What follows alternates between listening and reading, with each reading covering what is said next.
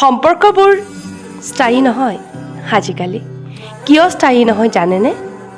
স্থায়ী এইকাৰণে নহয়, কাৰণ স্থায়ী কৰি ৰাখিবলৈ জানো আপুনি বা মই কেতিয়াবা আমাৰ ইগ' অহংকাৰ আত্মসন্মান এৰিছোঁ? নাই নহয়। আচলতে সম্পৰ্কবোৰত এৰা ধৰাৰো প্ৰয়োজন। ইজনে যদি সিজনৰ ভাল লগা বেয়া লগা নাভাবে, বুজি নাপায়, কেৱল নিজৰ কথাতে লাগি থাকে, তেনেকৈ জানো সম্পৰ্ক ভালে থাকিব? নাথাকে, কেতিয়াও নাথাকে।